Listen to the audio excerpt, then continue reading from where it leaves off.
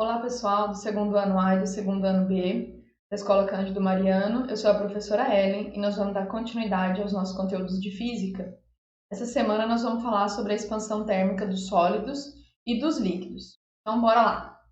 Então, lembra desses memes? Gente, será que vocês eram nascidos quando isso aconteceu ou foi uma loucura coletiva? Tô brincando.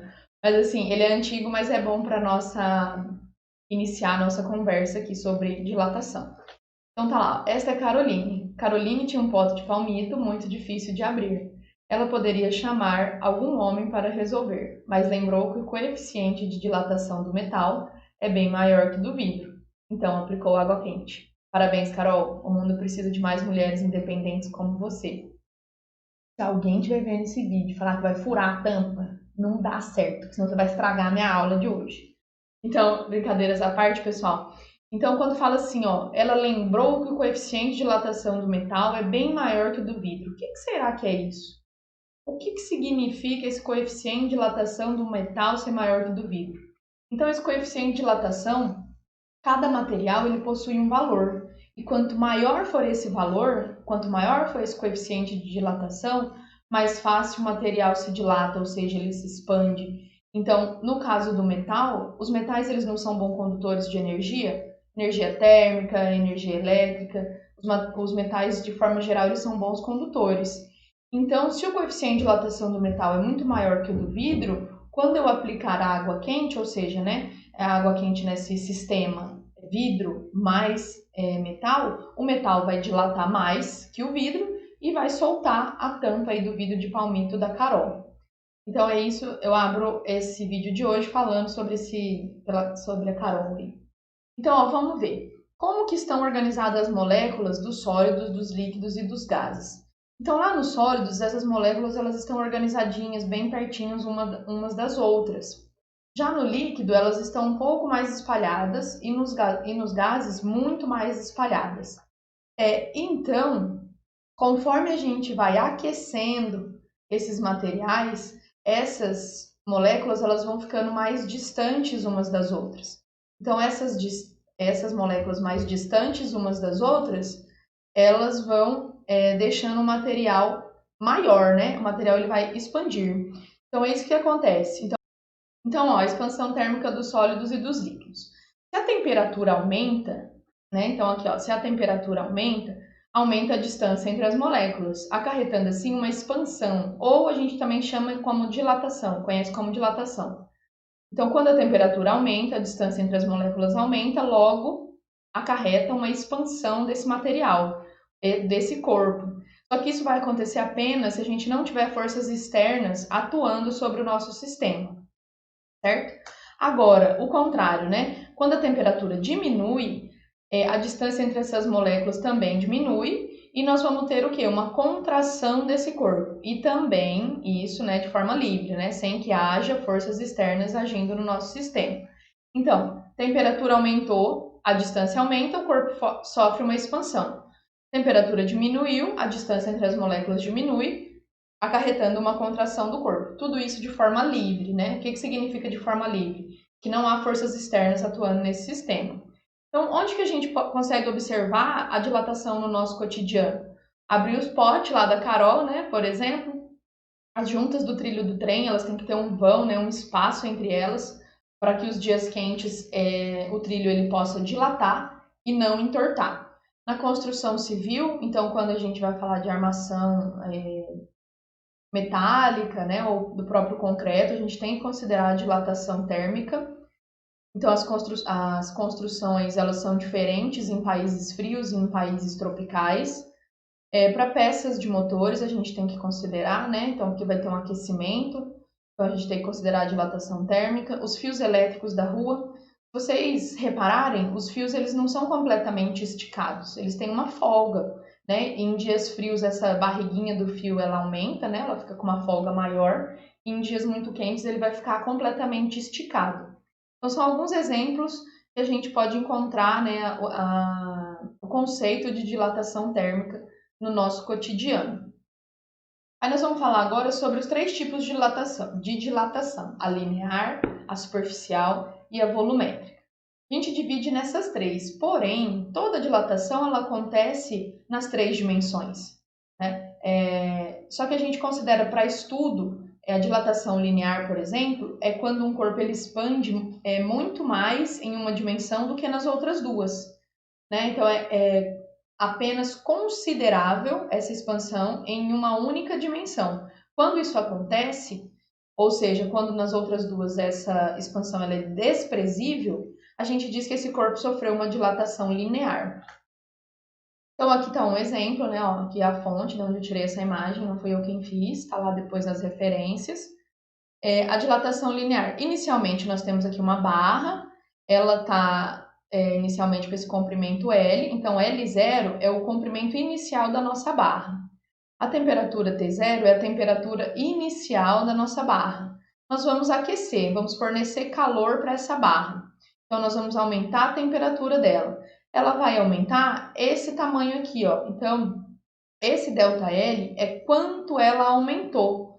E depois ela vai ter um comprimento final, L. Então, ela tinha um comprimento inicial. Quando eu somar com o quanto ela dilatou, nós vamos ter o comprimento final da barra.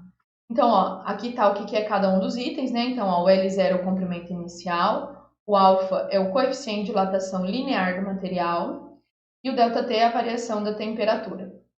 Então, ó, o ΔL, ou seja, quanto ela aumentou, é igual ao comprimento inicial vezes o coeficiente de dilatação linear vezes a variação da temperatura. Percebe que quanto ela vai variar é diretamente proporcional ao comprimento inicial, ao coeficiente de dilatação linear e à variação da temperatura. O que isso significa? Quando eu tenho um comprimento inicial maior, o ΔL vai ser maior. Quanto maior for esse coeficiente de dilatação, maior vai ser esse ΔL. Quanto maior for a variação de temperatura, maior será essa variação aqui do comprimento da barra. Então, é o ΔL, é uma variação do comprimento. Então, se é uma variação, sempre que for uma variação de alguma coisa, é a coisa final menos a coisa inicial. Nesse caso aqui, comprimento, né? Nós estamos falando de comprimento. Então, a variação do comprimento é igual ao comprimento final, ó, o L, menos o comprimento inicial, o L0. Então, essas aí são as equações que a gente usa para dilatação linear. E aqui nós temos uma tabela que eu tirei desse lugar aqui, dessa fonte, que está lá nas referências. Então, aqui nós temos os materiais e aqui o coeficiente de dilatação linear. A unidade do coeficiente de dilatação linear é o grau Celsius a menos 1, ou 1 sobre grau Celsius, é a mesma coisa. Então, nós temos aqui ó, aço, alumínio, chumbo, cobre e assim por diante. Então, observa, ó, vamos pegar aqui o alumínio. O coeficiente de dilatação do alumínio é 2,4 vezes 10 a menos 5 graus Celsius a menos 1. Vamos comparar com o vidro Pirex, que é aqueles vidros que a gente pode colocar no forno, por exemplo, pode aquecer. 0,3 vezes 10 a menos 5. Olha a diferença, 2,4, como a potência é a mesma, vamos comparar só esses números aqui da frente. Olha a diferença entre o coeficiente de dilatação do alumínio e do Pirex. Então, 2,4 e 0,3. O que significa isso? Quer dizer que o alumínio ele dilata com maior facilidade, certo? Então, numa mesma condição, né, esses dois materiais, o alumínio ele vai dilatar muito mais que o vidro Pirex. Então, aí tem algumas relações e depois, quando vocês forem precisar, esses valores eles são dados, tá, pessoal? E aí, para falar de dilatação linear, nós também vamos encerrar com a lâmina bimetálica.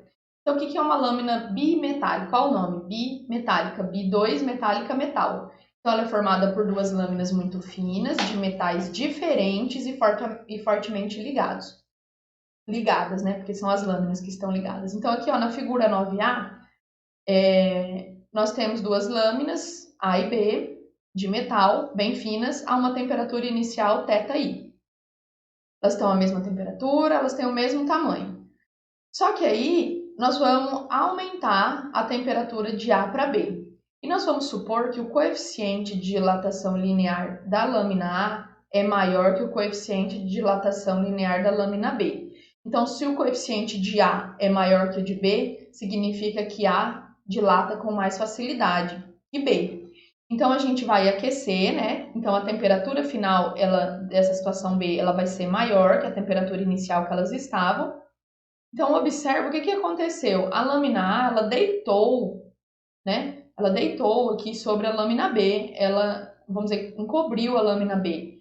Por quê? Ela vai dilatar mais que a lâmina A vai dilatar mais que a lâmina B. Por quê que a gente sabe disso? Porque o coeficiente linear de dilatação da lâmina A é maior que o coeficiente de dilatação linear da lâmina B. Agora, se a gente fizer ao contrário, opa, peraí, gente. Se a gente fizer o contrário, se a gente, ao invés aqui do A tá no mesmo tamanho, mesma temperatura, a gente vai resfriar. Então, nós vamos aqui pro C. Então, isso, estava certo, gente, desculpa. Ai, ai, ai. Então, ó, se o conjunto for resfriado, o encurvamento será ao contrário. Então, aqui, ó, na figura 9C. Então, aqueceu, essa daqui dilata com mais facilidade, ela encobre a lâmina B. Então, aqui, ó, ela vai se curvar ao contrário. Em que situações que nós usamos essas lâminas bimetálicas? Por exemplo, elas podem funcionar como termostatos. O que é termostato? É um dispositivo que liga ou desliga ao atingir determinada temperatura. A gente pode falar, por exemplo, esse termostato é um circuito, né, elétrico. Quando a gente fala do termostato, a gente pode falar de aquecimento, por exemplo. Esse aquecimento que a gente tem de piscina pode, né, utilizar os termostatos. Por quê? A atingir determinada temperatura, eu ligo ou desligo um circuito. Então, elas são utilizadas essas lâminas bimetálicas, elas são usadas em circuitos elétricos, de modo que essa temperatura, quando a temperatura é atingida, desejada é atingida, elas adquirem a curvatura desejada, ou ligam ou desligam o circuito, né? Então, que são essas situações. Ou vai fazer essa curvatura, ou essa outra. Assim, essa imagem, né, é um exemplo.